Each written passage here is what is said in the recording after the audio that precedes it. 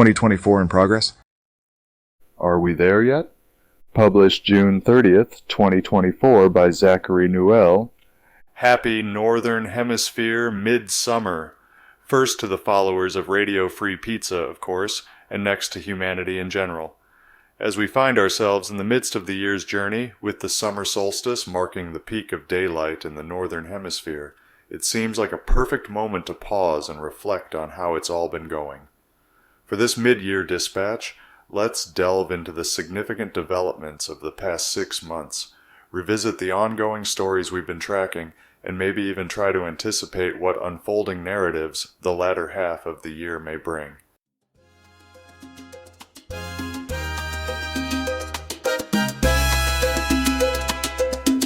Radio Free Pizza.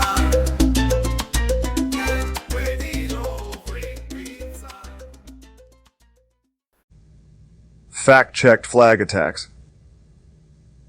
In our 2023 retrospective, we highlighted how global energy markets responded to Israel's military campaign in Gaza following the October 7th, 2023 attack, when 1,200 Hamas gunmen breached the barrier separating Gaza from Israel, overrunning an outdoor concert and army bases, and killing over 1,000 Israelis and foreign nationals in the process.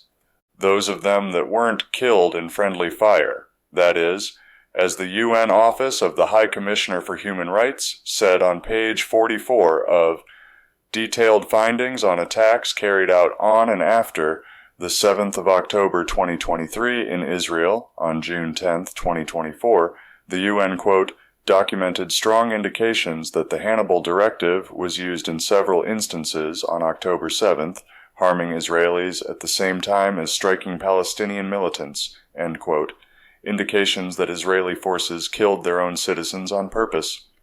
2.5 months into the campaign, Israel had killed more than 24,500 Palestinian civilians, including over 6,000 children, while receiving more than $26.38 billion in U.S. military aid. We pointed at the time the Gaza Marine natural gas field, containing an estimated $3 to $4 billion in natural gas, as a significant factor in the conflict. Of course, that makes sense. As we covered in February, Israel serves as an outpost for U.S. and British imperialism to maintain control over Middle Eastern oil. Accordingly, the Israeli-Palestinian conflict has roots in the strategic decision to establish a settler colony to dominate the world's energy markets, an imperialist project in progress since the early 20th century. Since that strategy remains a prerequisite to Western hegemony, the U.S. has pledged unwavering support to Israel in the state's genocidal campaign, and by mid-May the estimated civilian death toll in Gaza had risen to 35,000. In the meantime, another significant economic factor in the conflict had gained some further visibility once Jared Kushner, son-in-law to former President Donald Trump, suggested in a Harvard interview in February that Israel should forcibly remove everyone from Gaza to develop valuable waterfront property. Though Trump optimistically predicted in 2017 that Kushner would achieve peace in the Middle East, the supposed scion failed in his efforts, but after Israel has ramped up its extermination campaign, Kushner proposed relocating Gazans to Egypt or the Negev Desert, since, after all, quote, Gaza's waterfront property could be very valuable. End quote, given the views of Trump's son-in-law, who in January was reportedly being considered for Secretary of State in a potential second Trump administration, we can predict that the 2024 presidential election will yield no meaningful change in U.S. policy toward Israel, especially not while public and private crackdowns on pro-Palestinian voices continues. For example, the U.S. House of Representatives bill passed on the 1st of last month threatening to define targeting of the State of Israel as anti-Semitic, and therefore taking aim at anti-Israeli protests. Or, more recently, Brianna Joy Gray's firing from the Hill for her June 4th interview on The Rising with Yarden Gonen, a sister of a young Israeli woman held hostage by Hamas. Gonen tells Gray, quote, I don't know if you know the Zaka organization, but they have the worst pictures of what Hamas has done to the women during the October 7th attack. End quote. Gray pushes back, quote, Yeah, unfortunately we are very familiar with Zaka, but regrettably, the reporting has been roundly discredited by both Israeli and American media sources. End quote. Gonen stands her ground. Quote, I saw the pictures with my own eyes, and when you will have a sister in a terror organization's hand, you will know the feeling.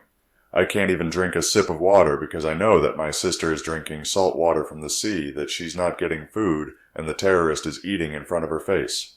End quote. The exchange was hostile enough that just before disconnecting, Gonen told Gray, quote, I really hope that you specifically will believe women when they say that they got hurt. End quote, in response to which Gray rolls her eyes, for which she was dismissed. As Gray explained to Glenn Greenwald later that week, Gonen, quote, is not someone that the Hill reached out to. This person offered themselves up, and very specifically when making the request, they said that they wanted to talk to me. And when our producer, Joanne, forwarded the request to me, immediately a red flag went up, end quote. She cautioned her producer then, quote, against having yet another person on that wanted to litigate what they found distasteful about my own personal political views, end quote, and describes rolling her eyes as, quote, more about the stupidity of my producer, making the choice to have this guest on, who very predictably was going to make it into a personal attack about me, end quote. Obviously, Gray has been pushing back against the narrative promoted the New York Times as Screams Without Words from December 28th last year, which alleged a pattern of extreme brutality, including rape and mutilation of women, in the October 7th attack. For example, on May 8th, they reported that Israeli police confirmed multiple instances of sexual violence, though they conceded that many bodies were quickly buried without thorough examination. Notably, the piece worked to raise Gal Abdush, known as the woman in the black dress, into a symbol of the atrocities faced by Israeli women, but did so to the outrage of Abdush's family, who denied any evidence of her rape and accused the paper of manipulating them. The next month, the New York Times would withdraw from circulation an episode of its podcast, The Daily, that aired claims of mass rapes. Of course, Gray isn't alone in dissenting against the prevailing narrative that accuses Hamas of committing sexual atrocities during Operation Al-Aqsa Flood. In fact, she might have drawn on reporting from Max Blumenthal of the Gray Zone, who reported last December, even before the NYT's controversial report, on how the Zaka group that Gray mentioned above was instrumental in spreading claims of beheaded babies and mass rapes that were debunked due to lack of evidence and contradictions with verified records, but which were nonetheless amplified by high-profile figures such as Secretary of State Antony Blinken and President Joe Biden. Meanwhile, Zaka, marred by allegations of financial fraud and corruption, and with a founder who has his own history of sexual abuse, has leveraged the heightened publicity to raise substantial funds. Accordingly, Blumenthal condemns the cynical exploitation of false narratives for financial gain and political influence, and the minimal retractions from the media that initially propagated these stories. Aaron Mate joined him on New Year's Eve of last year to deliver their shared critique in the podcast format. Here, Blumenthal and Mott discussed the allegations of mass rape by Hamas militants against Israeli civilians, critically examining claims made in the New York Times, which cited testimonies from Israeli witnesses and officials to support the allegations. Blumenthal and Mate, however, cite numerous instances of debunked Israeli allegations in the past, such as beheaded babies, babies burned in ovens, and fetuses cut out of wombs, proposing that these are good reasons to be skeptical about Israeli claims of mass rape by Hamas militants. With regard to the claims that arose after October 2023, they highlight the lack of forensic evidence and problems with the testimony to support these claims, and question the credibility of the witnesses cited in the article, including a security consultant and a paramedic in an Israeli commando unit, who variously have contradictory testimony, or a history of fabricating stories and making contradictory statements, casting doubt on their credibility as reliable sources. Instead, the pair suggest that the New York Times' claims are part of a pattern of atrocity propaganda used by Israel and its supporters to justify military actions against Palestinians, necessary now as international support wanes. In their view, these allegations play into racist stereotypes of Arab men as savages, providing emotional cover for Israel's actions against Palestinians, with the NYT article only laundering propaganda that relies on discredited sources to portray Hamas as barbaric savages in the service of the Israeli government's political objectives. Just for good measure, Blumenthal and Mate published their criticisms in January, citing significant credibility issues with the article's sources and lack of concrete evidence. The Gray Zone demanded the NYT address the claims of the aforementioned Abdush family before going on to highlight inconsistencies and discrepancies in the unverified testimony of witnesses and paramedics. Israeli police statements further challenged the NYT's claims, as they had been unable to find evidence or eyewitnesses to support the allegations. The Gray Zone called for the paper to retract the article if it cannot adequately address these issues. As mentioned above, the NYT soon withdrew an episode of its podcast, whether in response to the Gray Zone or not. Either way, Blumenthal and Matt returned to the controversy around the New York Times' reporting again in February, if only for good measure. Once again, Blumenthal and Mate argue that article was a fraud devised to whitewash the Israeli genocide upon Gaza, lacking forensic evidence and relying on dubious witness testimonies, and allege further, with specific credit to Zay Squirrel for details, as well as to Electronic Intifada and to Mondo Weiss for contesting the story, that one of the article's authors, Anat Schwartz, is a former Israeli intelligence officer hired to gain access to Israeli witnesses and who has liked social media posts calling for violence against Gaza. Blumenthal calls the article a journalistic scandal on par with the Judith Miller WMD reporting before he and Mate go on to criticize other media outlets such as The Guardian, The Washington Post, and The Nation for parroting the claims without proper verification. Blumenthal and Mateo contrast this with the lack of attention given to allegations of sexual violence against Palestinian women and girls by UN experts. Blumenthal and Mate accuse the media of double standards and bias in favor of Israel.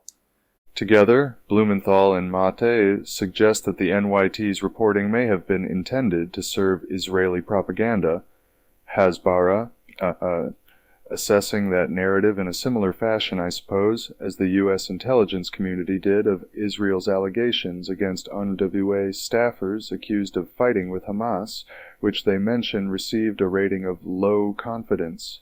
With good reason, it seems. UNRWA staffers said in March that Israeli authorities pressured them in claiming the agency had links to Hamas. A month later, Al Jazeera released a documentary that goes into even greater detail on the horrors that this atrocity propaganda would supposedly justify, detailing how the Israeli army, initially caught off guard, soon responded overwhelming force, launching airstrikes and a bombardment of Gaza that had then killed an estimated 31,000 Palestinians, mostly civilians, and a high percentage of them women and children.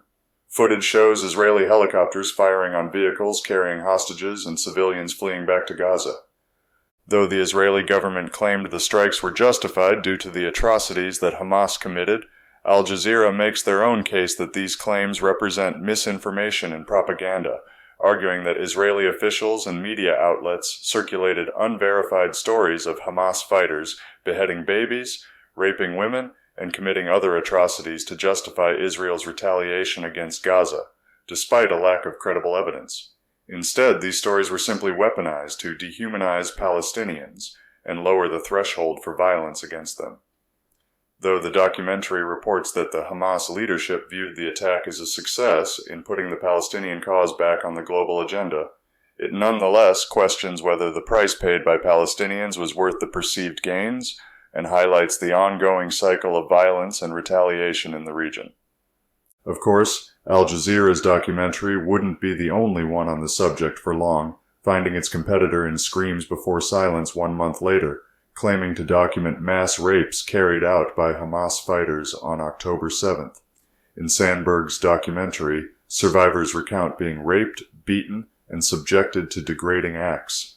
Eyewitnesses describe encountering horrific scenes that included piles of bodies, some mutilated beyond recognition, and women's bodies found naked with signs of sexual abuse and torture.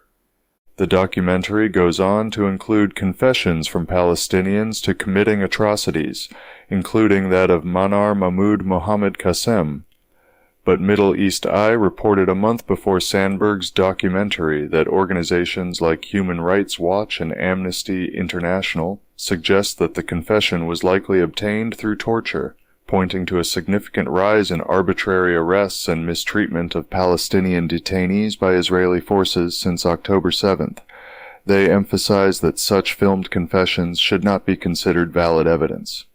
Middle East Eye also notes that despite Qassem's detailed description of the alleged victim, Israeli authorities have not been able to identify her, and that this confession arises amid broader accusations of Israel using torture to extract false confessions, with many Palestinians reportedly experiencing severe physical and psychological abuse in detention. Setting aside questions about the sincerity of Qassem's confession, or what might motivate it besides torture, those interviewed in Sandberg's documentary describe such sexual violence as premeditated and systematic, with instructions given to kidnap, rape, and humiliate as many women as possible, with an Israeli officer alleging, quote, "They were sent with clear instructions to kidnap as many, to rape as many, to humiliate as many, to murder as many. They came here with a mission, and they succeeded in the mission." End quote. Survivors who were held hostage detail the psychological and physical abuse they endured. They recount being sexually assaulted, threatened, and living in constant fear, though presumably not Yocheved Lifshitz, who described her captors as, quote, "very kind." Pretty harrowing, right? But much like Screams Without Words, 2023, Screams Before Silence Attracted Detractors. Nora Barrows-Friedman and Ali Abunimah of the aforementioned Electronic Intifada offered their critique of Sandberg's documentary at the start of May. Here, Barrows-Friedman and Abunimah highlight how the film relies on unverified testimonies, torture confessions, and misinterpretations of post-mortem changes to push the narrative of systematic sexual violence. Critiquing the film's reliance on unverified testimonies, torture confessions, and misinterpretations of post-mortem changes as evidence of sexual violence, Barrows-Friedman and Abunimah scrutinize the accounts of various witnesses featured in the film, such as Zaka volunteers Rami Davidian and Tali Binner, are scrutinized and find them inconsistent or lacking credibility. The duo also addresses the absence of key claims from the debunked New York Times article in Sandberg's film, suggesting an implicit admission of their falsity. They highlight the retraction of stories like the alleged rapes of 2 teenage girls in Kibbutz Bari and the case of Gal Abdush, which were central to the NYT article but omitted from the film. They also question the NYT's claim about Israeli police finding severed heads, which was not reported elsewhere. In their concluding remarks, they argue that the mass rape claims are part of a long-standing colonial tactic of portraying colonized men as sexual savages to justify dehumanization, murder, and genocide, in a desperate effort to distract from Israel's ongoing violence and genocide against Palestinians, particularly targeting women and children. They assert that the claims amount to vile genocidal atrocity propaganda used to justify mass murder. 2 days later, Abunimah published a similar critique, reiterating that Israel has not provided forensic evidence or video proof, despite possessing extensive footage from that day, and points to the March 4th report from the official visit of the UN's Office of the Special Representative of the Secretary General on Sexual Violence and Conflict.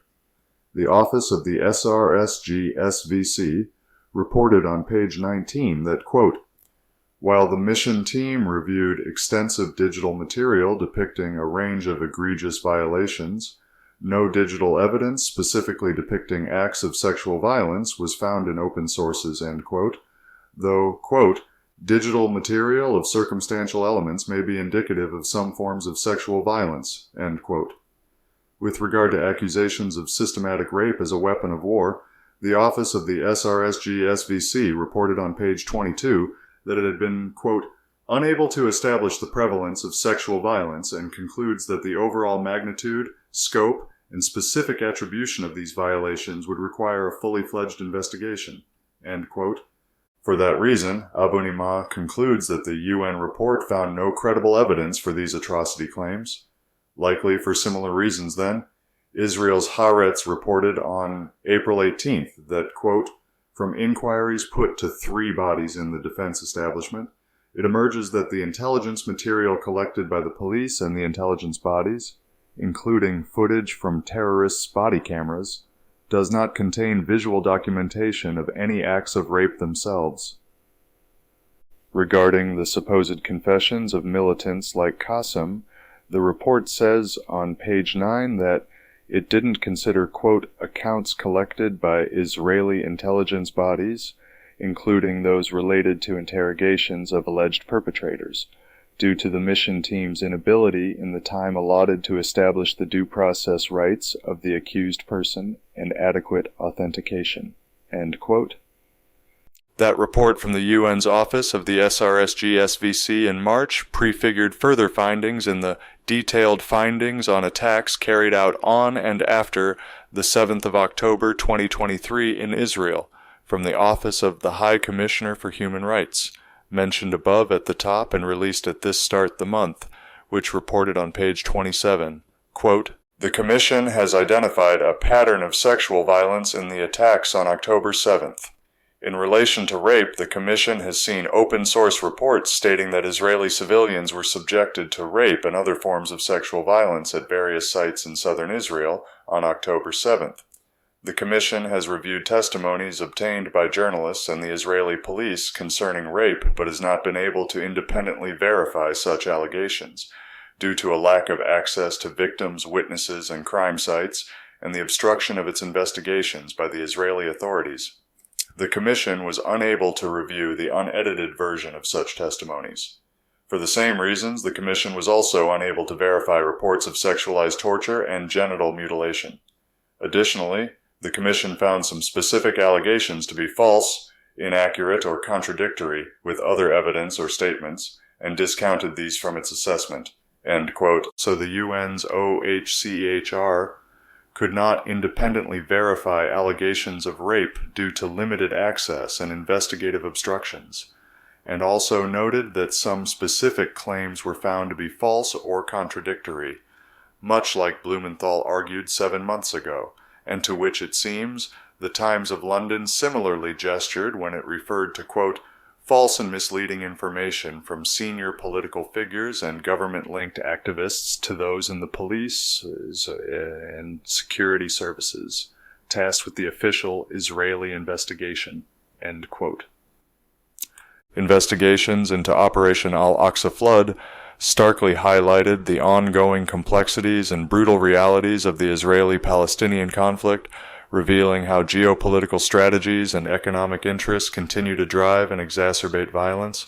Despite the controversy over Kushner's insensitive suggestions for the future of Gaza, in effect a confession that the genocide serves as a territorial conquest, the enduring support of the U.S. for Israel remains evident, with little indication of policy change in the foreseeable future. Amidst the conflict, narratives of atrocities used to justify the genocide have been heavily contested, with human rights organizations and independent journalists questioning the validity of reported sexual violence by Hamas militants. Meanwhile, the crackdown on pro-Palestinian voices and the use of atrocity propaganda further complicate the narrative, underscoring the need for critical scrutiny of media reports and political rhetoric. The controversy over these claims underscores the broader issue of propaganda and misinformation in times of conflict, reflecting the deep-seated tensions and the dire humanitarian consequences faced by civilians in the region. Still, here at Radio Free Pizza, we don't think it's asking too much to demand forensic evidence and independent investigations to substantiate allegations of mass rape, rather than relying on confessions extracted from prisoners or from testimonies provided by sources with potential biases or ulterior motives, and a history of making contradictory or fabricated statements. On the contrary, Applying rational scrutiny to all claims means doing so regardless of their sensitivity or the potential backlash, as well as prioritizing the pursuit of truth over the uncritical acceptance of narratives without questioning evidence, is our best strategy for preventing disinformation propaganda from spreading during a conflict and for holding accountable those who deliberately disseminate false or unverified information. As international support for Israel's actions potentially wanes, it remains crucial to navigate these narratives with a discerning eye, recognizing the profound human cost behind the geopolitical maneuvers.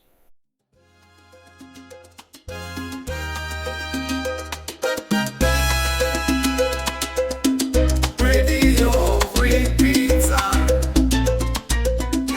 Radio Free Pizza. Fog, war, and fogs of war. At the start of this year, we featured Whitney Webb's coverage of a 2020 report from the World Economic Forum, WEF, and the Carnegie Endowment for International Peace that predicted an imminent cyber attack could disrupt the global financial system and emphasized the need for unprecedented collaboration between Wall Street, regulators, and intelligence agencies to mitigate the risk, or rather to increase surveillance and control under the guise of cybersecurity. Side note, Klaus Schwab announced that he will step down as the WEF's executive chairman by 2025. I wish we could say good riddance, but sadly, he'll remain chairman of the board of trustees. Webb also warned of the possibility of false flag cyber attacks, suggesting that intelligence agencies might use such incidents to blame innocent nations and justify further conflicts, particularly with Iran.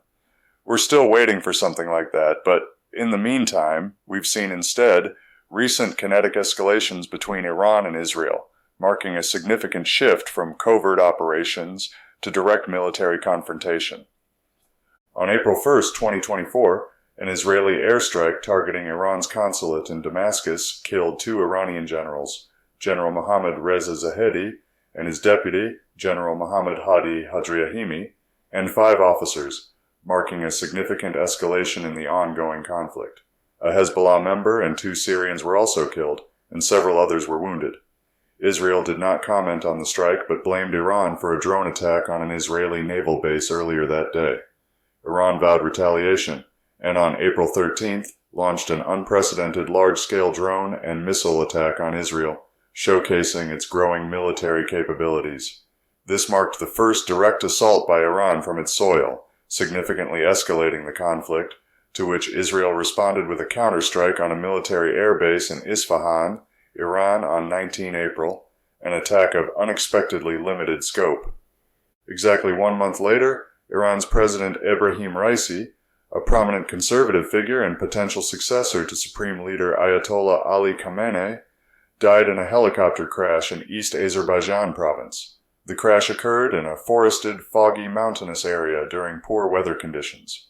Raisi had been president for nearly 3 years and was likely to run for re-election, with his death therefore marking a significant moment in Iranian politics, given his close ties to the Islamic Revolutionary Guard Corps and his influence within the country's conservative factions. Upon hearing of it, I, and surely others, immediately worried that the crash might represent an Israeli reprisal. The U.S.'s National Public Radio seemed to think along the same lines when they titled their investigation, "What Might Have Caused the Helicopter Crash That Killed Iran's President," which reported the crashed helicopter as a Bell 212, an older model likely purchased in the 1970s, with a history of fatal accidents. U.S. sanctions have made it difficult for Iran to obtain spare parts for American-made aircraft, affecting maintenance and safety standards. Although NPR found no immediate evidence of sabotage, they acknowledged that historical precedents exist for using aviation accidents to eliminate political leaders. Though NPR couldn't find any evidence of sabotage, some still appealed to my, and surely others', confirmation bias in suggesting that Israel's Mossad may have caused the helicopter crash that killed President Raisi and other high-level officials, citing confirmation from an Israeli security source. While a Hezbollah-affiliated journalist hinted at Israeli involvement, the cause remains unconfirmed. Additionally, the crash occurred shortly after Raisi's return from Azerbaijan, raising suspicions of possible Azerbaijani complicity. Whatever the cause, following Raisi's death, Iran announced plans to hold an early presidential election for which 5 conservatives and 1 reformer registered.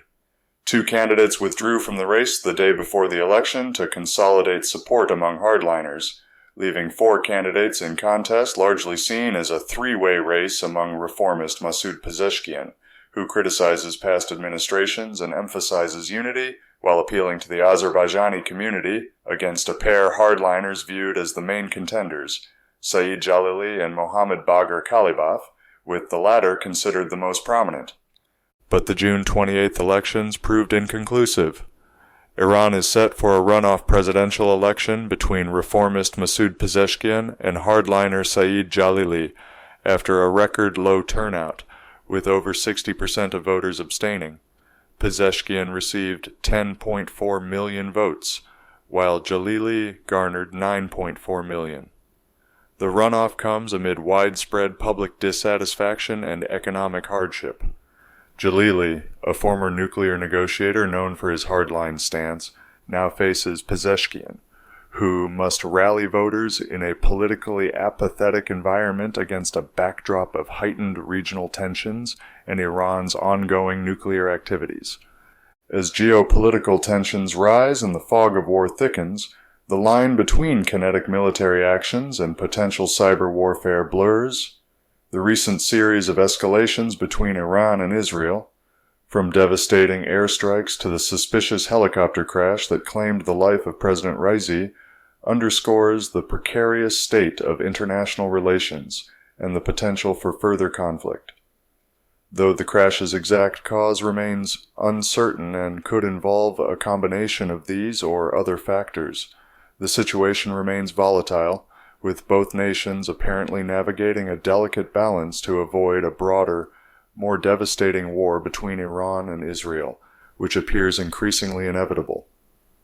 As Iran prepares for a runoff presidential election amid economic strife and widespread public discontent, the specter of cyber attacks, both real and orchestrated, looms large, suggesting that the future may hold even more complex and covert confrontations. The intricate dance of power, surveillance, and retaliation continues to shape the turbulent landscape of global politics, demanding vigilance and critical scrutiny from the international community.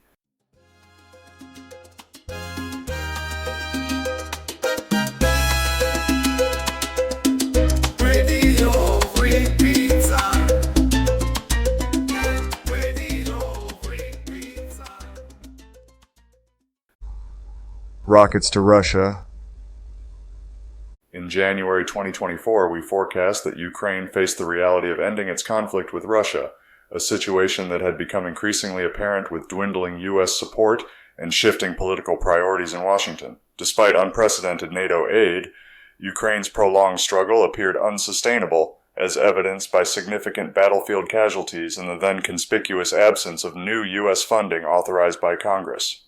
Unfortunately, the treaty that we hopefully anticipated hasn't yet appeared, but the hawks in the legislature came through, approving $61 billion in additional aid at the end of April, a couple months after the cost of U.S. military aid to Ukraine had exceeded the cost of its 2-decade campaign in Afghanistan. We'll leave aside the costs incurred to the UK and the EU. Meanwhile, Trump has attacked Biden for Ukraine's failure, saying that he would do more than his opponent to secure the U.S. proxy, as I mentioned in February, with what reads now like offhand exaggeration or a misreading of the New York Times' slant. So, I must beg forgiveness for having said something misleading. I hope you understand.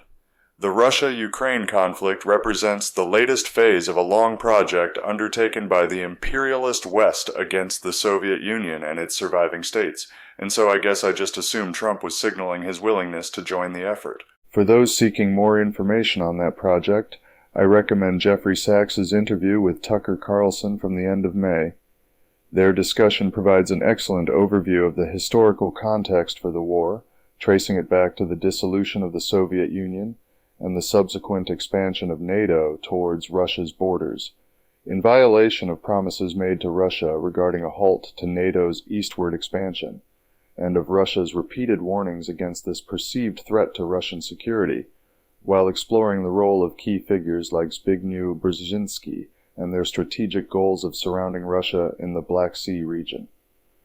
Carlson and Sachs also discuss U.S. support for the 2014 coup in Ukraine, without mentioning its support for the Ukrainian neo-Nazis, about which longtime Radio Free Pizza members already know, that overthrew the pro-Russian government and its subsequent recognition of the new government, similar to its involvement in other conflicts such as the wars in Iraq, Libya, and Syria, which Sachs views as reckless and driven by the neoconservative agenda of maintaining U.S. hegemony. That agenda, he sadly notes, has driven us closer to nuclear war than ever before. Almost like the final round of the Great Game. But with little besides that to show for the investment of American taxpayers' dollars, the Biden administration decided to double down on their own, and at the end of May authorized Ukraine to use U.S. weapons to strike at targets within Russia's borders. Germany quickly followed suit, and earlier this month, France's President Macron announced plans to finalize a coalition of countries that will send military trainers to Ukraine, the vibrant democracy with a president who called off the elections once scheduled for March and whose term has therefore expired, against the Russian Federation, which celebrated the inauguration of Vladimir Putin's fifth term as president on May 7th. All this came before Ukraine's missile strike on Crimea a week ago, during which Russian air defenses intercepted 4 out of 5 missiles, but one veered off course and detonated over Sevastopol, killed at least 5 people, and injured over 120. The Trends Journal reported last Sunday that Russia accused the U.S. of being behind the attack, asserting that Washington provided ATACMS with cluster warheads were used and vowed the attack will not go unanswered. Accordingly, the incident represents a significant escalation, with such attacks having the potential to drag the U.S. and U.K. fully into the conflict. Of course, Ukraine has attacked, or has been accused of attacking, inside Russia's annexed territories before, with attacks on the Kerch Bridge in 2022 and 2023, and on the Zaporizhzhia nuclear power plant in 2022, and again in March 2024, to highlight a few Ukrainian attacks on civilian infrastructure. Other attacks in, what we'll call, Russia's legacy territory involved terrorism, the most deadly of which killed 145 Russian civilians in an attack by gunmen on March 22nd at Crocus City Hall, a Moscow concert venue, for which ISIS swiftly claimed responsibility, but which the Russian government alleged had originated from Ukraine. ISIS has previously claimed responsibility for attacks that investigators concluded it didn't commit, so make what you will of its claims here. The Crocus City Hall attack had a few predecessors that generated lower casualties. In particular, the August 2022 assassination of Daria Dugina at the hands of Ukrainian intelligence, daughter of philosopher Alexander Dugin, to whose work her murder eventually introduced me. The philosopher again came to my attention in February with a tweet about the aforementioned Tucker Carlson's then recent trip to Russia, where he interviewed Vladimir Putin. Here, Dugin presents Carlson's trip as a political move aligned with his firm paleo-conservative ideology, one shared by a significant portion of American society that holds favorable views about Russia and Vladimir Putin. Therefore, as Dugin sees it, his visit underscored a dual challenge to the globalist liberal establishment in the United States, externally from Putin and internally from figures like Carlson and former President Trump. The same tweet advertised Dugin's article in Arctos Journal, describing Carlson's interview with Putin as a pivotal, symbolizing a potential bridge between conservative elements in both the West and Russia, capable of challenging the liberal globalist agenda, so that we can all more certainly avoid nuclear conflict and the possible destruction of humanity.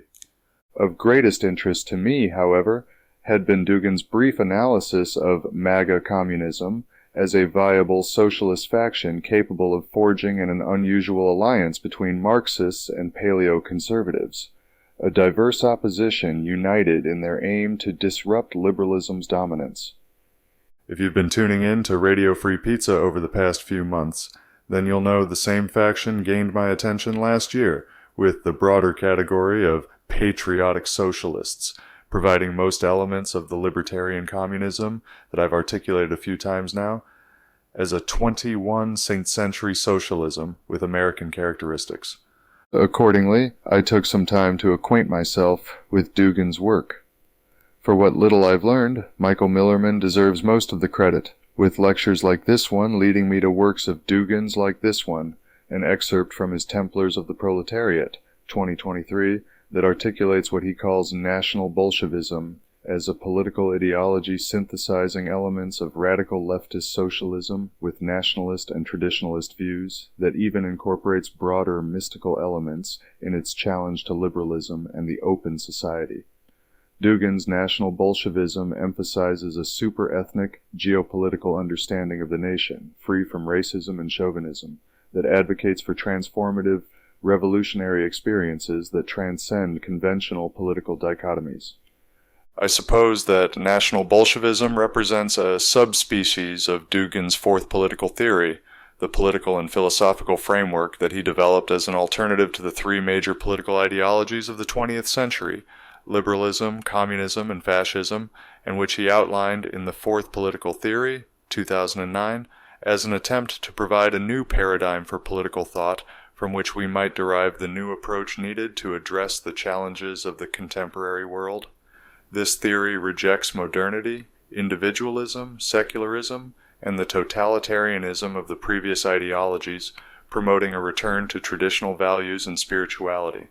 Additionally, Fourth Political Theory emphasizes geopolitics, advocating for a multipolar world where various civilizations coexist and maintain their distinctiveness, in opposition to globalism and the imposition of a single universal ideology.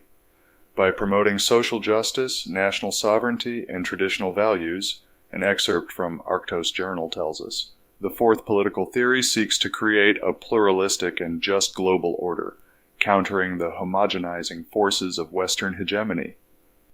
Fourth Political Theory seeks to challenge the prevailing liberal, capitalist, and modernist principles of globalization by synthesizing elements from previous anti-liberal ideologies while rejecting their outdated and contradictory aspects. The aforementioned National Bolshevism seeks to combine socialism without its modernist and materialist aspects with a modified third way, advocating for a united front comprising the radical left, the new right, and traditional religious groups to oppose the common enemy of global liberalism.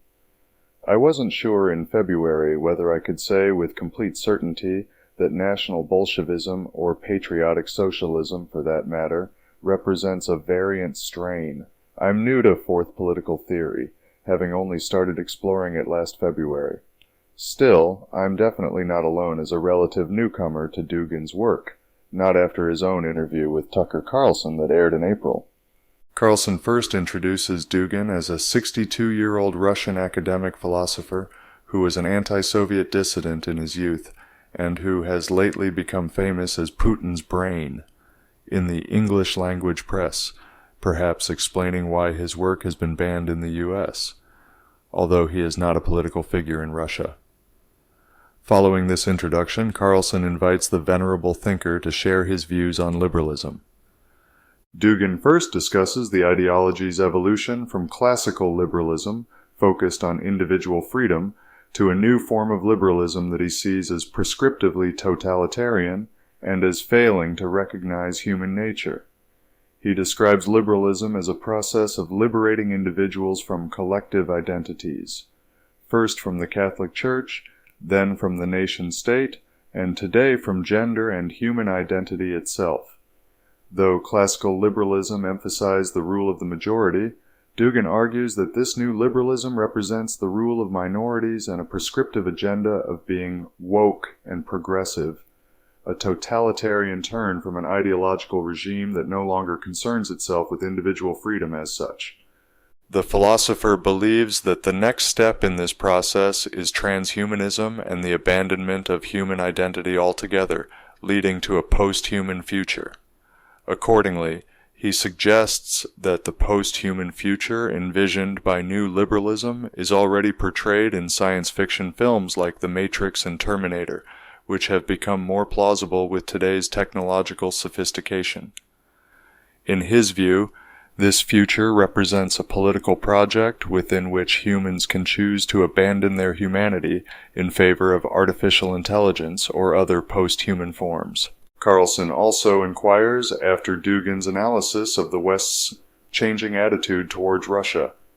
Dugin also comments on the West's changing attitude towards Russia, from celebrating the country's supposed economic liberation following the Soviet Union to opposing Putin's resistance to the global progressive agenda.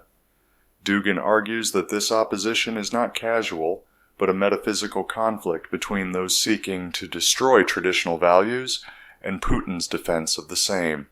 After reading Dugin's perspective presented above, I expect some will feel quite unsurprised, while some will feel immense alarm, to learn that, in Dugin's analysis, the upcoming U.S. presidential elections will influence not just U.S. policy, but global power dynamics, potentially shaping a multipolar world order if Trump prevails, though only after a debate filled with absurd exchanges and mutual accusations, mirroring Beavis and Butthead's satirical depiction of American adolescence and immaturity, reflecting a broader critique of American culture as being stuck in a perpetual state of adolescence, incapable of mature governance, will determine not only the future of the U.S. and the West, but possibly humanity's survival, given the current threat of nuclear conflict between Russia and NATO.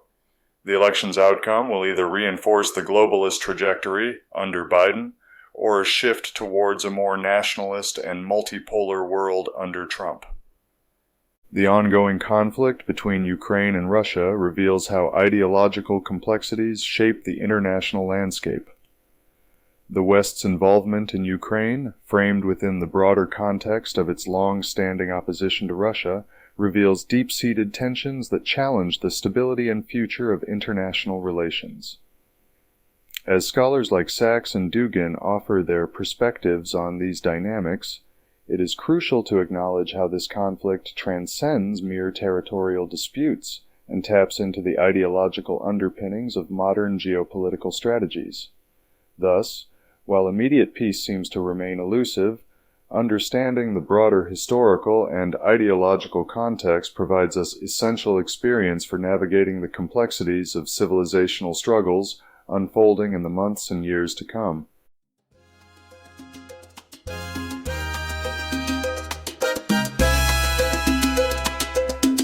Radio Free Pizza.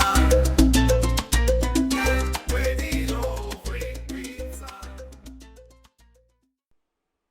Who needs the WHO? Not you!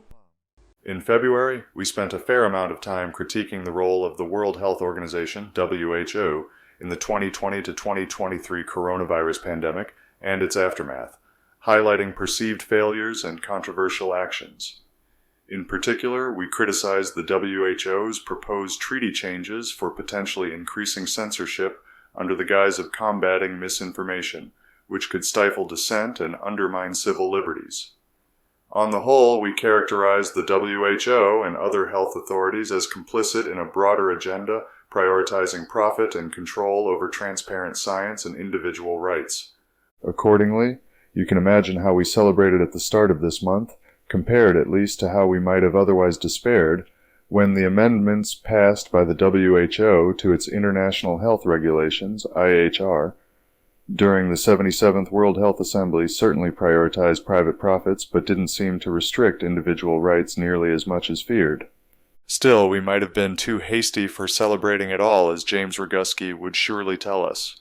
If you are wondering why, he explained the adopted IHR amendments to James Corbett, something like that, at the start of June. As Roguski tells us, the WHO faced difficulties in finalizing both the IHR amendments and the proposed pandemic agreement, but managed to adopt the IHR amendments in a rushed manner towards the end of the assembly. Despite facing legal deadlines, the WHO continued working on the amendments until the last minute, cobbling together an agreement that was adopted late at night after protests in Geneva. Roguski explains that the adopted amendments establish a coordinating financial mechanism to maximize funding for implementing health priorities, particularly in developing countries. This mechanism aims to build pharmaceutical manufacturing capabilities globally, focusing on products like medicines, vaccines, diagnostics, and cell gene therapies. Naturally, Roguski therefore raises concerns about the potential diversion of funds towards pharmaceutical interests rather than addressing basic health needs like clean water and nutrition. Roguski also describes how the amendments also expand the WHO's authority over international travel and quarantine measures. Article 31, which has governed international travel under the IHR since 2005, empowers authorities in foreign nations to compel travelers to undergo medical exams, prophylaxis, vaccination, isolation, or quarantine. Additionally, amendments to Articles 24, 27, 35, and two annexes now strengthen the ability to impose policies on conveyance operators like airlines and cruise lines. The definition of an ill person has also been expanded, potentially leading to increased restrictions on travelers. Though countries have a window of as little as 10 months to reject or reserve against the amendments, and Roguski suggests some nations like Slovakia and Costa Rica have already indicated their intention to do so. Nonetheless, both the guest and the host highlight the need for individuals and communities to assert their bodily autonomy and resist mandates or regulations that violate personal freedoms. To that end, they emphasize the importance of grassroots movements and local initiatives to spread awareness about the amendment's potential implications. Of course, the WHO didn't wait too long to remind us about the significance of those implications. As James Evan Pilato of Media Monarchy reported a little more than 2 weeks ago, the WHO initially claimed that the death of a 59-year-old in Mexico resulted from the AH5N2 strain of bird flu, never before detected in humans, which Mexico's health secretary swiftly contradicted. But that doesn't look too likely to stop the fear-mongering, based on comments from former CDC Director Robert Redfield, covered on the Jimmy Dore Show the week before last. Though Dore shows how Redfield warned in May that gain-of-function research on bird flu viruses is being conducted in university labs, potentially leading to a devastating pandemic. He also shows Redfield saying in an interview little more than 2 weeks ago that a bird flu pandemic is likely to occur at some point, and when it does, it could have a mortality rate of 25 to 50%, meaning that 1 out of every 2 infected individuals could die. Naturally, Dore expresses disbelief and outrage at Redfield's seemingly calm demeanor while discussing such a grave threat, and suggests that the bird flu threat may be a test to see if the public has learned from the alleged deception during the 2020 to 2023 coronavirus pandemic. While the 77th World Health Assembly resulted in amendments that may appear less restrictive than initially feared, they still raise significant concerns. These changes prioritize financial mechanisms aimed at bolstering pharmaceutical interests, potentially at the expense of fundamental health needs. Furthermore, the expanded authority over international travel and quarantine measures threatens personal freedoms and bodily autonomy. Despite a window for countries to reject or reserve against these amendments, it's crucial for individuals and communities to remain vigilant and proactive. Grassroots movements, local initiatives, and, dare I say, independent journalists must continue to spread awareness and advocate for personal freedoms in the face of potential overreach by international health authorities.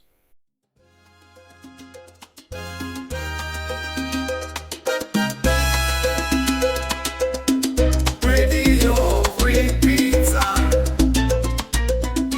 Radio Free Pizza. Taiwanese timetables. At the start of the year, we covered escalating tensions between the United States and China over Taiwan. Then, in the light of President Xi Jinping's New Year's address, in which he described the reunification of China and Taiwan as inevitable. Of course, this had been anticipated for some time. with analysts forecasting an eventual clash between the two powers, especially since President Biden rejected Xi's request to publicly endorse a peaceful reunification. In particular, we mentioned how Vanguard Group announced it was closing its Shanghai offices and ending its joint venture with Jack Ma's Ant Financial, raising speculation about the future of U.S.-China economic cooperation. Since we presented the end of that financial partnership as implying that a kinetic conflict over Taiwan had become even more likely, we therefore take no pleasure in reporting that as of March, U.S.-based asset manager Matthews has also closed its Shanghai offices. Also in the meantime, Lai Ching-te was elected president of Taiwan in January 2024, at which time China reiterated that it viewed reunification with Taiwan as inevitable, despite Lai's win with 40.1% of the vote. Lai, from the Democratic Progressive Party, has long emphasized Taiwan's commitment to democracy over authoritarianism, his opposition, in other words, to Chinese authority over the island. In response, China asserted that the election results do not represent mainstream Taiwanese opinion, though others report that Taiwanese voters oppose reunification and favor maintaining the status quo of de facto independence and do not alter its goal of reunification. The U.S. congratulated Lai and highlighted its commitment to peace in the Taiwan Strait, while maintaining a stance against Taiwan's independence, even as it benefits from the $8.12 billion that the U.S. provided it in April to, quote, counter communist China and ensure a strong deterrence, end quote, in East Asia. Lai was inaugurated in May, with a speech urging China to end its alleged political and military intimidation and to share in maintaining regional peace, reinforcing Taiwan's democratic sovereignty while noting its history under authoritarian rule. International delegates attended the ceremony, including those from the US, UK, Australia, and Japan, during which China's Commerce Ministry announced sanctions on US arms manufacturers supplying Taiwan. Meanwhile, overseas Chinese communities criticized Lai's pro-independence stance, calling him a quote-unquote troublemaker who incites cross-strait confrontations. His critics contend that Lai misrepresents Beijing's willingness to engage in dialogue, as evidenced by a recent meeting between Xi Jinping and former Taiwan leader Ma Ying-jeou. Despite a poll showing most Taiwanese favoring cross-strait communication, critics accuse Lai of ignoring public sentiment and collaborating with foreign interests, which they say jeopardizes regional stability. So the stage looks increasingly set for a conflict, and not necessarily a kinetic one. Though we haven't yet seen come to pass Whitney Webb's concerns, mentioned above, about a false flag cyber attack to serve as a pretext for transitioning to digital currency and enhancing global governance, it's worth mentioning that James Evan Pilato of Media Monarchy reported a similar story at the start of this month about the new NSA chief expressing concerns about the efforts of its East Asian rival to pre-position in critical infrastructure networks for potential future attacks, with Pilato naturally questioning the evidence behind these claims and suggesting that cyber threats would more likely arise from endeavors like the Cyber Polygon technical training exercise scheduled for September of this year, which will simulate an attack on a Western tech company. Those who knows about the war games practiced on September 11, 2001 will surely understand why he proposes it. Still, others aren't scrutinizing the risk of Chinese cyber attacks as much as they are estimating her possibility of near-term kinetic collision. On that subject, the Duran released an episode at the start of this month discussing growing tensions between the US and China over Taiwan, and analyzing coverage suggesting that the U.S. military has been actively preparing for a potentially imminent conflict.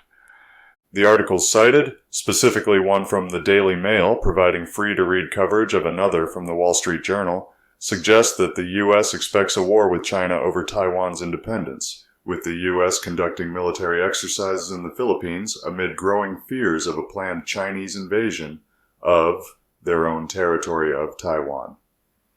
As Mercurius tells us, U.S. and Philippine troops have conducted war games on islands near Taiwan, with the U.S. seeking capabilities to island hop while avoiding Chinese detection.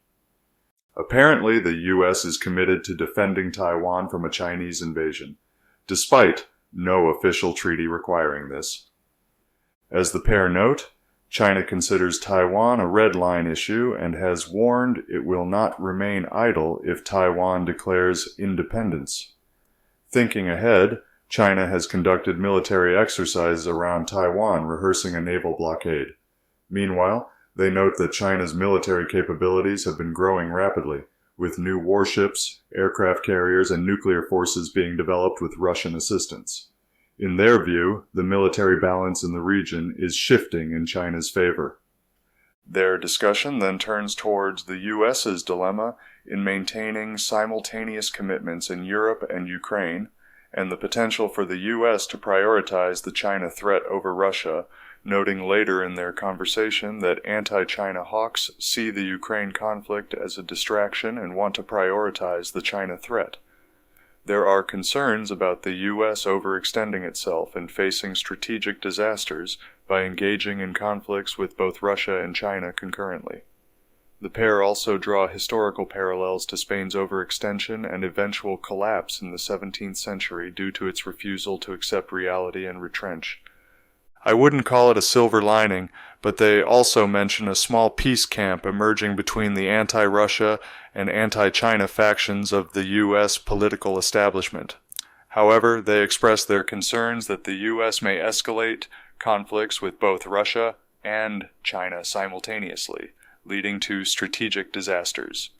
Keeping all that in mind, however, we're still free to ask, instead of two or more superpowers colliding in a strategic disaster, what do you think a diplomatic miracle might look like? Maybe without realizing it, earlier this month, Jerry Gray of Jerry's Take on China, whom you might hopefully recall from our May Day bulletin, offered us the answer he expects the People's Republic of China would give to that question. Here, Gray discusses China's proposal for reforming the United Nations, UN, to increase the voice of developing countries and enhance the UN's ability to manage global issues like the conflict in Ukraine and human rights violations.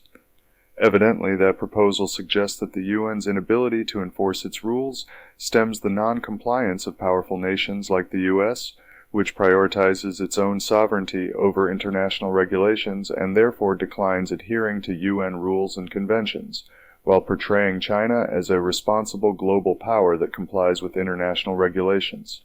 Accordingly, Gray describes the proposed reforms to increase the representation of developing countries in the UN and strengthen the UN's coordination and management capabilities, aim to align with the current UN Charter, and ensure all countries adhere to the same standards rather than changing the rules themselves.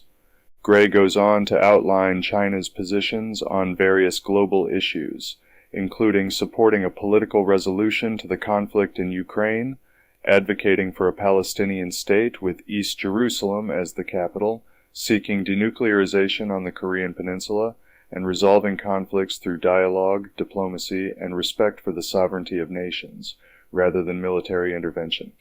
Importantly, Gray notes that China reiterated its position that alleviating poverty, de-radicalization, and eradication of root causes are the best ways of addressing terrorism, rather than, for example, waging war on it. He also describes occasions when China put its money where its mouth is, such as with its pledge not to use nuclear weapons first and its advocacy for the gradual eradication of nuclear weapons, while maintaining global security, as well as its efforts in carbon peaking and transitioning towards carbon neutrality, and its support for fair economic globalization and food security. Finally, Gray contrasts China's international regulatory compliance with the U.S.'s disregard for UN rules, conventions, and resolutions, with China charging the U.S. with invading and interfering in other nations, funding and training terrorist groups, conducting biowarfare research, and engaging in rendition and torture practices. As tensions between the U.S. and China escalate over Taiwan, the possibility of conflict looms large. Li's inauguration has intensified these tensions, with U.S. military preparations in the region and China's growing military capabilities further complicating the situation. Despite some voices advocating for peace and diplomacy, the risk remains high for a strategic disaster from simultaneous conflicts involving the U.S., China, and potentially Russia.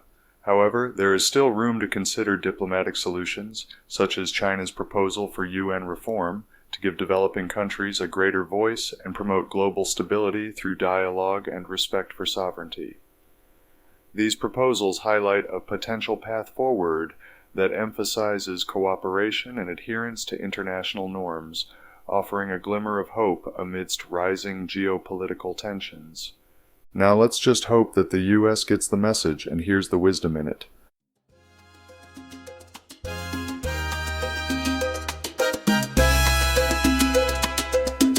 Radio Free Pizza. Radio Free Pizza. Insert more coins. Last month we published a bulletin celebrating Bitcoin Pizza Day by exploring speculation that Bitcoin, BTC, might have been created by the American deep state, specifically the NSA, drawing from a 1996 paper that outlines a system similar to Bitcoin and the NSA's involvement in developing cryptographic algorithms like SHA-256. In trying to estimate the motives of the U.S. intelligence apparatus in developing BTC, we also discussed the broader interest of governments and organizations like the World Economic Forum, WEF, in digital currencies and CBDCs, suggesting that such technologies could potentially be used for greater control and surveillance, with tremendous implications for financial privacy. If only for that reason, it would behoove us to track any developments in CBDCs and their adoption by governments. However, they came from an angle that I didn't see coming, not from the Digital Currency Monetary Authority, but instead from the BRICS Plus Economic Coalition. As Fox Business reported in March, the BRICS Plus bloc announced its plans to create a blockchain-based payment system as part of its ongoing efforts to move away from reliance on the US dollar. Their initiative aims to leverage digital technologies and blockchain to create an independent, cost-effective, and politically neutral payment system that simplifies and secures international transactions, thus enhancing the BRICS Plus nations' financial autonomy and reducing their vulnerability to U.S. economic sanctions.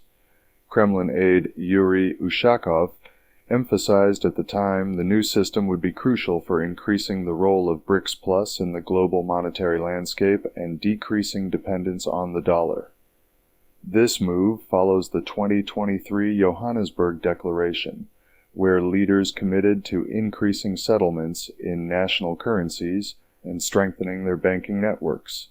Additionally, BRICS Plus has been developing their Contingent Reserve Arrangement, CRA, as an alternative to the IMF to support member nations during currency crises.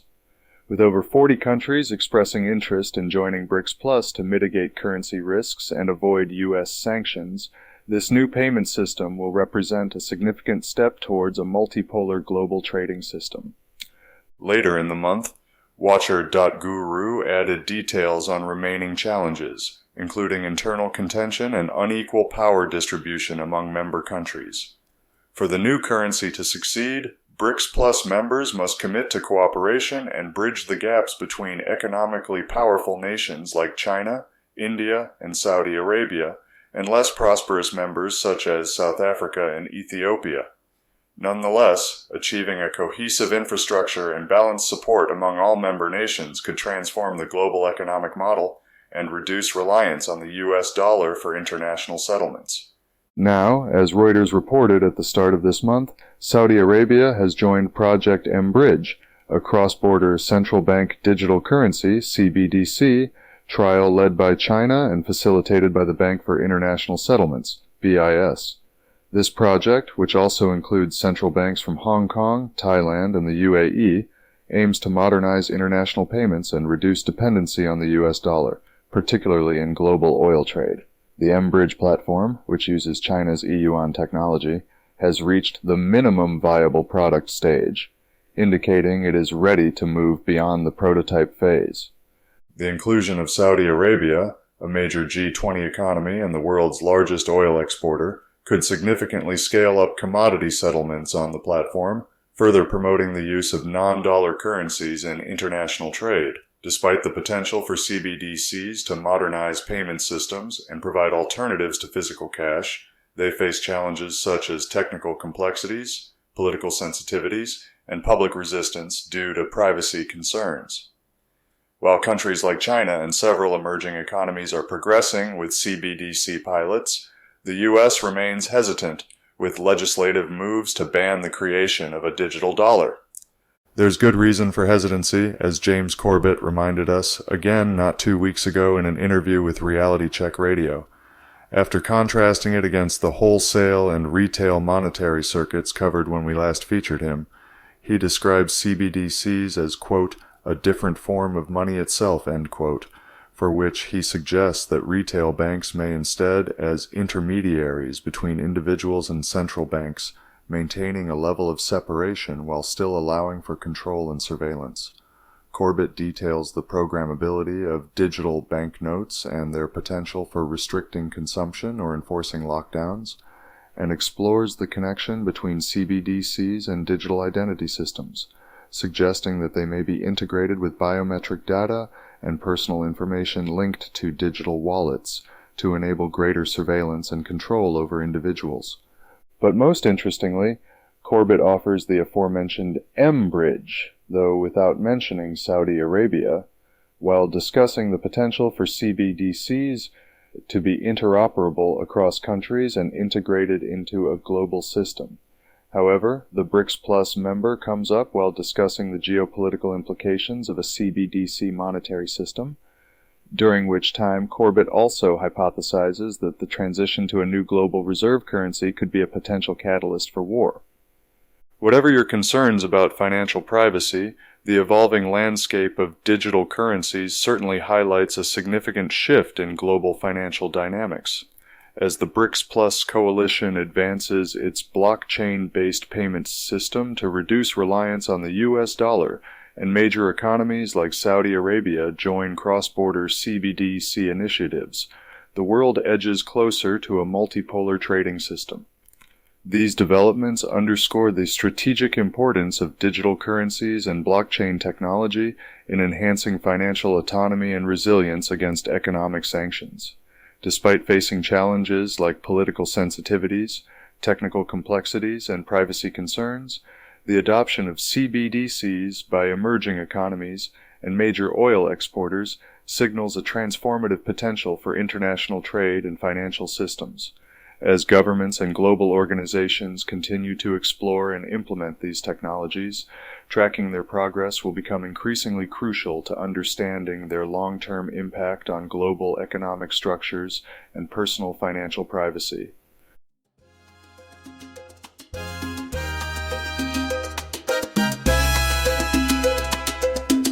Radio Free Pizza. Radio Free Pizza. Puff Piece. Y'all heard about Sean Combs, right? Formerly known as Puff Daddy before rebranding himself as P. Diddy, and then, apparently, as Brother Love? Sued last November by ex-girlfriend Cassie Ventura before settling it the next day, just to catch 3 more lawsuits for various sexual assaults, including the gang rape of a minor, before seeing 2 of his homes raided by the FBI in March as part of an ongoing sex trafficking investigation, and, most recently, being sued for aiding and abetting his son in a sexual assault of Junior's own? I think that's all of them, at least from the past year. I might think more highly of you if you haven't heard about it, but despite my best efforts so far, I'm still down here in the muck of modern American culture. Still, I appreciated how the scandal surrounding Combs came paired with some elements sure to intrigue many conspiracy researchers. Besides that, the story offers a useful excuse for introducing Craig Pasta Jardula of Pasta 2 Go, who has long preceded me, Zaccaroni Pizza, in food-themed nicknames. In late May, Jardula and Matt Weinglass of the Homeless Left discussed a video released by CNN showing Combs assaulting Ventura in a hotel hallway in 2016. Jardula and Weinglass first speculate that the release of the video is a form of public humiliation and punishment for Combs by the ruling class, but they believe he will still be protected and not face serious consequences due to his connections and importance to the ruling class. After analyzing Combs's apology for his actions in the assault video, the pair criticized the recording artist for being narcissistic and not mentioning the victim, Cassie Ventura. They questioned the timeline and sincerity of the apology, suggesting it is a form of public humiliation and punishment by the ruling class, but they believe Combs will still be protected.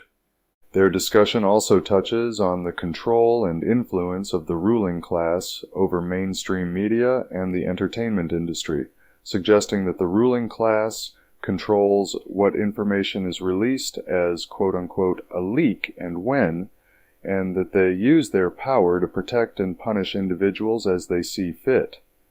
They also discuss the grooming and conditioning of the public through entertainment and media, and how it relates to which individuals reach positions of influence and power. Interestingly, Jardula and Wineglass's last point here echoes those from a trio of videos that Ian Carroll released a few months prior, which Candace Owens later featured. In the first, Carroll details a lawsuit filed by former music producer Rodney Jones accusing Combs and his associates of illegal activities, including sexual misconduct, drug use, and violence, with alleged evidence in the form of videos and audio recordings, while implicating other industry figures such as Clive Davis, Leor Cohen, and Julie Greenwald in unethical practices, and suggesting connections to organized crime and intelligence agencies. Carroll's specific allegations include Combs's involvement in the murders of Tupac Shakur and the Notorious Big, cover-ups by law enforcement, and a sexual blackmail scheme to control and exploit artists within the music industry. In the second, Carroll examines Combs's alleged sexual blackmail operations and their roots in the entertainment industry, particularly rap music, tracing this practice back to J. Edgar Hoover and mobster Meyer Lansky, and discusses how sexual blackmail has been used to control the music industry before suggesting that Combs's mentor, Clive Davis, may have facilitated both his professional rise and his purported blackmail activities. Carroll highlights how anti-gay sentiment has historically been exploited for blackmail, while drawing parallels to the rap industry's stigmatization of homosexuality, and argues that such operations have influenced the industry's promotion of content glorifying gangs, violence, sex, and drugs, thereby impacting broader cultural dynamics. In the third, Carroll focuses on allegations of sexual misconduct, drug use, and criminal activities involving Combs's head of security, Fahim Mohammed, who formerly worked as head of security for Michael Jackson. Here, he raises concerns about Mohammed's background and his potential role in covering up crimes, such as using his law enforcement connections to shield Combs from legal repercussions. Additionally, Carroll questions Mohammed's rapid career ascent and his real estate ventures, suggesting potential ties to intelligence agencies, before highlighting his involvement in questionable activities at Combs's parties and his invitation to speak at a Wharton School event, in Carroll's view implying deeper, possibly covert affiliations. Maybe that all sounds a little crazy to you. If you haven't heard before about connections between U.S. intelligence and blackmail operations, should you need more background on the topic, journalist Nick Bryant's appearance on The Kim Iverson Show in April offers an amazing introduction, detailing his investigations into various child sex trafficking rings and scandals conducted throughout his career, as well as the evidence linking these to political blackmail. Bryant starts by recounting his investigation into the Finders cult, where the CIA intervened to drop charges against members arrested with children showing signs of abuse. Here he recounts how he stumbled upon the Finders cult while researching Satanists for a magazine article. Members of the Finders were arrested in Florida with children showing signs of abuse, but the CIA intervened to drop all charges and return the children to the cult. Bryant questions why the CIA would protect such a nefarious group and suggests the Finders may have been used to infiltrate other groups. He then delves into the Franklin scandal, a massive child trafficking network operating in the 1980s, involving high-level politicians and figures. Bryant describes his extensive investigation into the Franklin child trafficking network and reveals how the lead investigator, Gary Caradori, was gathering evidence of abuse before his plane was blown up. Grand juries were used to cover up the abuse, with victims threatened with perjury charges if they didn't recant their stories. Crucially for our purposes here, Bryant suggests the network involved high-level politicians and figures, with evidence of child pornography production and parties compromising attendees for blackmail purposes. He also explains how he obtained Epstein's infamous Black Book containing contact information for victims and powerful perpetrators. He reports victims as young as 10 years old were flown to Epstein's Island for abuse, and suggests does this network too represented a political blackmail operation, with intelligence agencies aiding and abetting the trafficking and the criminal justice system covering up the abuse. Finally, Bryant discusses the allegations of sexual abuse against Combs in a segment that Iverson clipped as a standalone video for YouTube. Given his specialty, it should come as no surprise that Bryant highlights potential connections to an intelligence-backed child sex trafficking operation. He cites Rodney Jones in describing Combs's homes as wired for audio-visual blackmail, suggesting that the investigation may be part of the same intelligence operation as Epstein's network, and expresses concern that the U.S. attorney overseeing the case is the same one who oversaw the flawed Epstein trial. Bryant therefore draw parallels between the Epstein case and the allegations against Combs, on the basis of which he suggests that powerful figures in the entertainment industry may have been compromised for blackmail purposes, similar to politicians. Bryant also highlights the endemic nature of child abuse in the United States, with statistics indicating that significant numbers of the population have been molested as children. Finally, he emphasizes the need for public outrage and action to hold perpetrators accountable and prevent the government from enabling child trafficking, and for this reason operates EpsteinJustice.com to raise public awareness and advocate for justice through petitions, form letters, and newsletters. The recent allegations leveled at Combs have spotlighted broader and more disturbing implications about the entertainment industry and its potential entanglements with intelligence-backed blackmail operations. Analysts like Jardula and Weinglass, researchers like Carroll, and journalists like Bryant have drawn connections between these allegations and larger conspiracies involving organized crime, sexual blackmail, and intelligence agencies, echoing patterns seen in historical cases like those of Jeffrey Epstein and the Franklin scandal. The gravity of these allegations and their potential ramifications underscore the urgent need for thorough investigations and public accountability to address the endemic issues of abuse and exploitation within powerful circles. I'm sure we all sincerely hope to see swift movement in that direction, however unwise it might be to hold our breaths until then.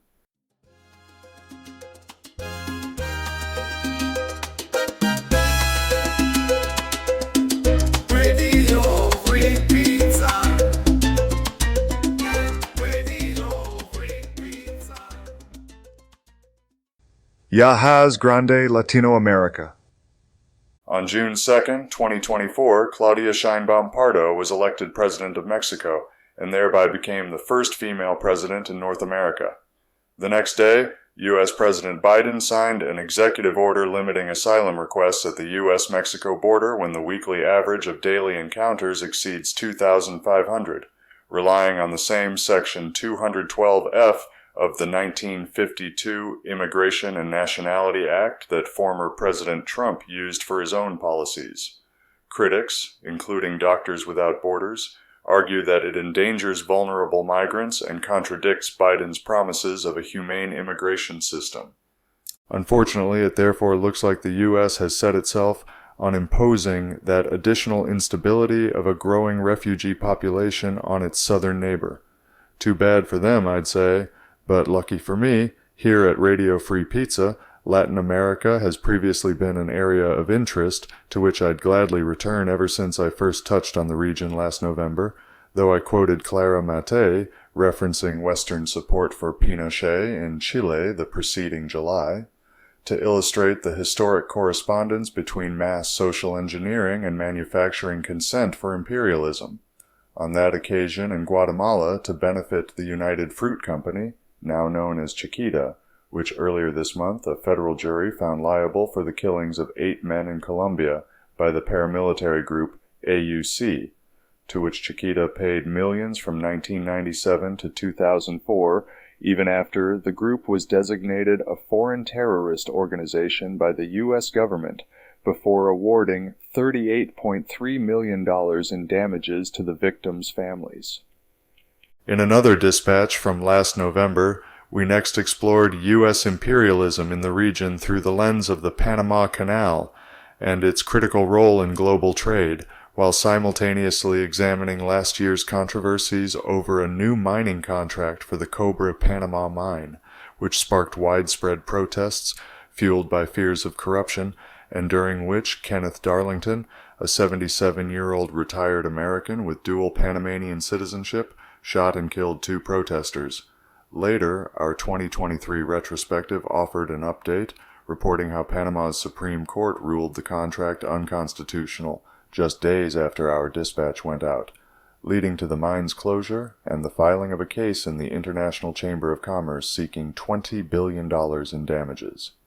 Earlier this month, some 6 months after that coverage, the aforementioned Darlington was sentenced to 48 years in prison.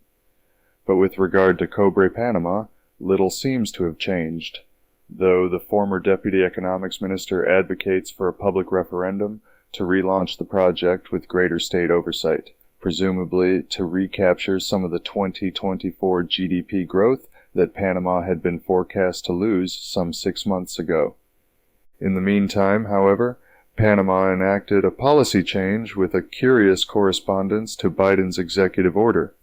In March, the country ordered the aforementioned Doctors Without Borders to stop providing medical services to migrants who passed through the Darien Gap separating Panama from Colombia about a week after the group called on the government to take more action to stop sexual violence on the migration route, which in turn accused the non-governmental organization, NGO, of failing to share its data on its victims. Additionally, Samira Gozena, the country's national director of migration services, seemed to implicate Doctors Without Borders more broadly in a video alleging that similar NGOs provide migrants with maps to cross the Darien Gap. Quote, "Knowing they are going to be raped, they are going to be robbed. It is extremely irresponsible." End quote.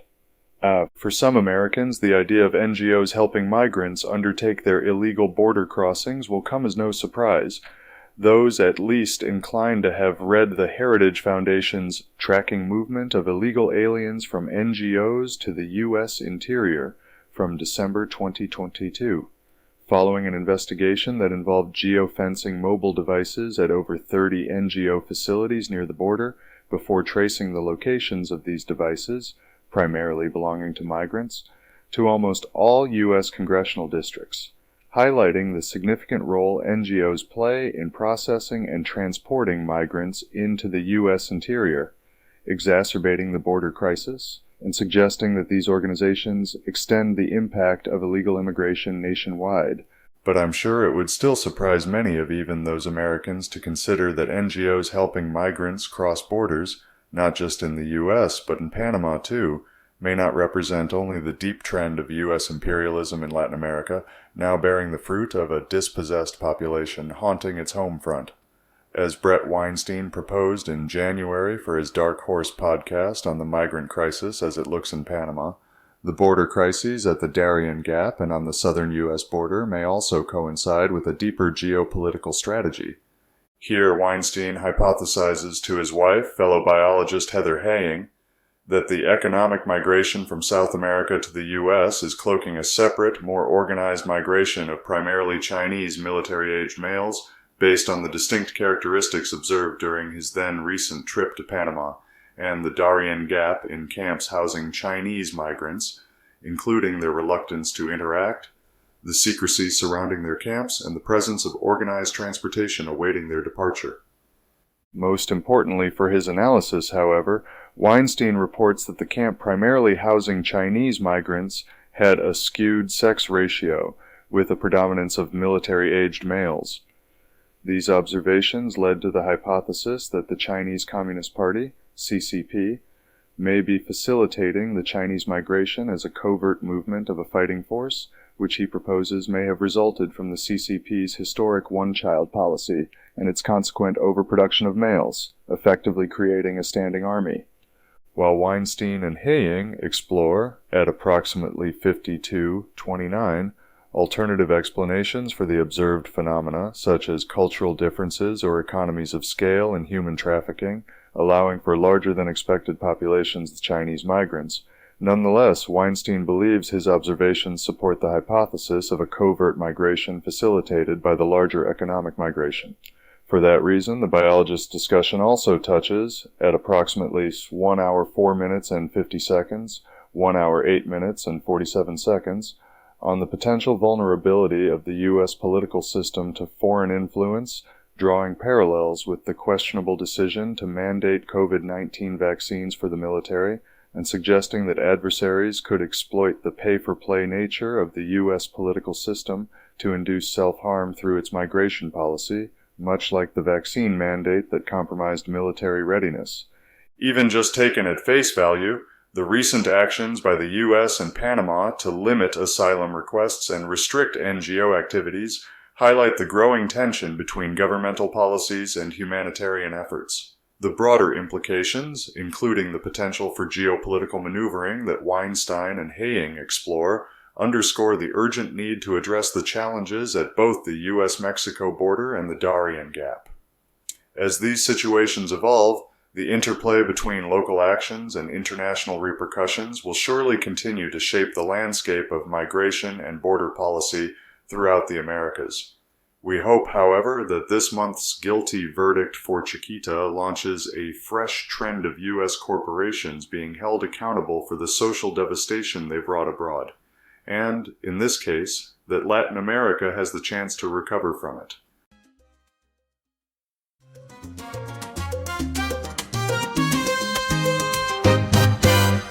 Radio Free Pizza. Radio Free Pizza is a reader-supported publication and listener-supported podcast.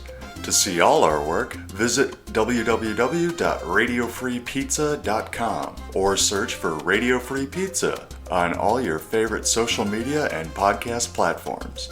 You might even find a button to click that says subscribe. And if you're really lucky, it will let you leave a review. Otherwise, just share a link with your friends or on social media. Thanks for your support. Radio